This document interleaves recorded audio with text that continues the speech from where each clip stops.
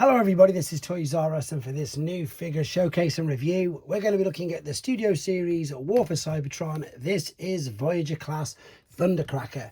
Before we get started, I'd like to remind anybody who's not subscribed to the channel, if you'd like to hit that subscribe button for me now, please, because it really will help me out. And also, once again, to thank Indemand Toys via Hasbro for the opportunity to have a quick look at this figure. So as you can see, loads to go through in this video. We're going to compare him with his original Thrilling 30 self, which is, of course, the smaller deluxe class version. We've also got the other two Seekers here that have been released at the upscaled Voyager size, so we can have a look at them all together. And of course, we'll bring in some other figures from the same toy lines just to see how they all look together. Right, let's start off with looking at the packaging, because the packaging, I think, yeah, it's beautiful. I really like the way they've taken the packaging forward, as I say, since about the War for Cybertron trilogy. So we've got the usual on the back, we've got the product in both modes. Then we've got, I don't know if that's artwork or that's in-game animation. You will have to let me know, but either way, it looks stunning. And so does the side, because of course he was packaged in robot mode. If you wanted to see the unboxing video, that is under the live section. So there you go, there's your industry standard Studio Series box. There's no numbers on it now, so you can't, I suppose, catalogue it in numbers, which I know that some people are unfortunately not liking, nor is there any backdrop inside there either. Right, to try and keep these videos slightly different, because let's be honest, it's a Seeker, and once you've seen a Seeker, you've seen them all. And in this particular case, this will be 2 in a week of these. So this is the this is the alternate mode. I've already attached the weapons to it, which in some cases I think it makes it look okay. In other cases I perhaps think it looks better without. Now perhaps they could have put something extra around here. If you pop the gun down there, it looks slightly better, shall we say, but I think it would need 2 just to be able to get that to get it looking symmetrical. Now the good thing is that everything that you do need to know where to attach things, etc., you can see it is there in the instruction booklet, which is great. And I really like these because they're nice, chunky, they're quite big. The detail on the cockpit is fantastic.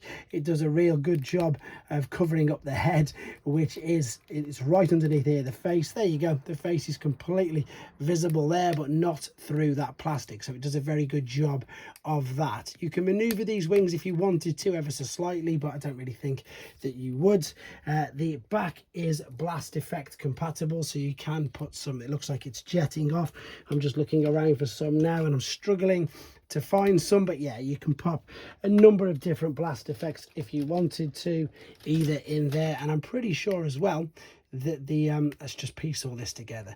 I'm sure that the gun, I'm saying that now, hoping, yes it is. So the blaster itself is of course blast effect compatible as well.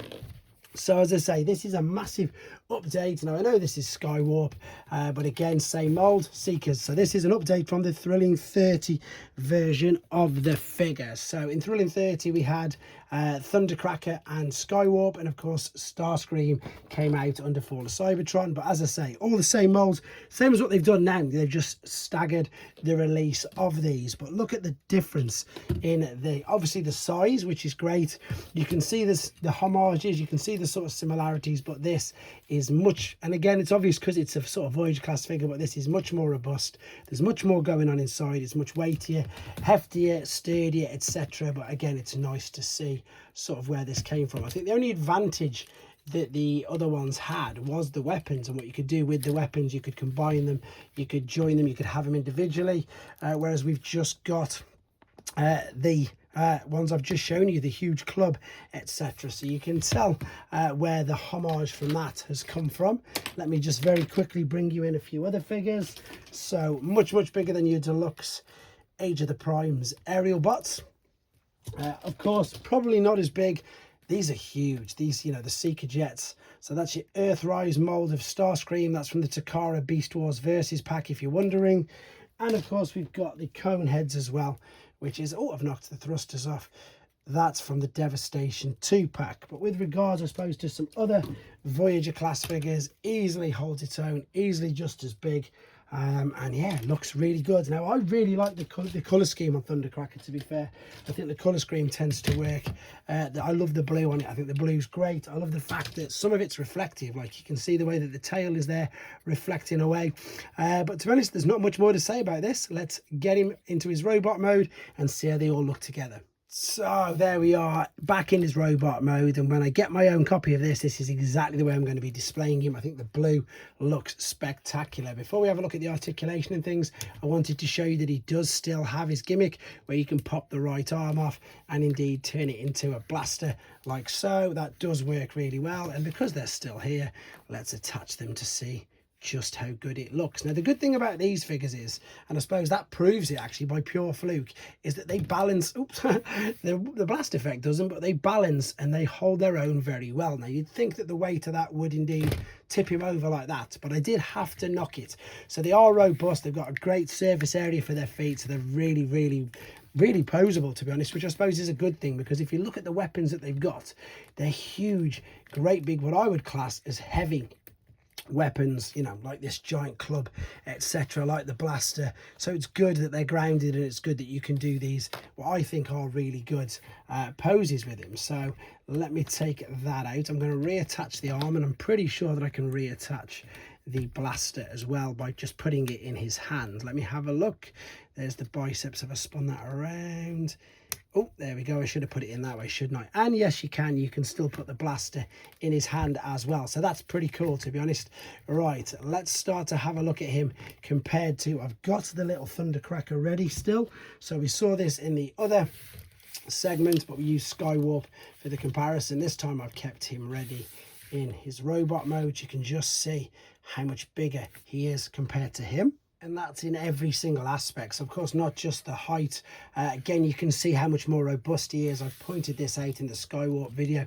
This was really hollow. It was quite bad, to be honest. But, you know, we're going back, what, 22 years for Thrilling 30? Longer than that for Fall of Cybertron. So, you know, you can see just how much these sort of figures, and ironically enough, look, these ones don't balance with the weapons in his hands. You can just see how much, I suppose, they have improved, what I would say, and updated, and indeed updated, enlarged, that's the word we're after, the mold, and it just works really well. And as I said, the other thing with this is I've never even played the game, but I absolutely love this line of toys. I know it's, you know, a travesty that I've not played the game. I definitely should have. I've heard how good it is, but just these figures, just how they look. Oh, what's going on with his neck? Just how they all look together, I think looks amazing. I don't know whether it's the fact that some of them use that like reflective looking paint or whatever, but I just think, yeah, that they look so good together. It's great that we've got all three. Now again, I've not played the game. I don't know if they're going to do the same thing as what they did with the Bumblebee movie figures, and we're going to get a thrust, and we're going to start to see everybody else as well. Let me know in the comments, guys, if you are expecting that, or is that something that they weren't in the game, so perhaps we might not get them. But saying that, even if they weren't in the game, there's probably some concept art of it somewhere, so we may get them in the future, who knows. But yeah, there's the other two Voyagers, and as you can see, nice and big, holds that Voyager class sort of size really well, to be honest. Let's bring in some primes to give you an idea.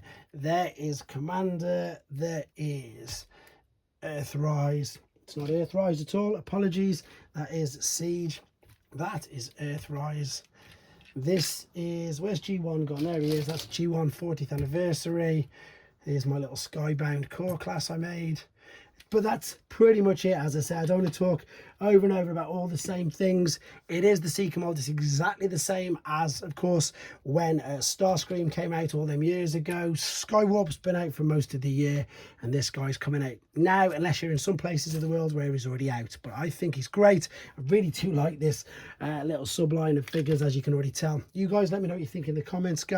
Though, thank you very much for watching. Take care.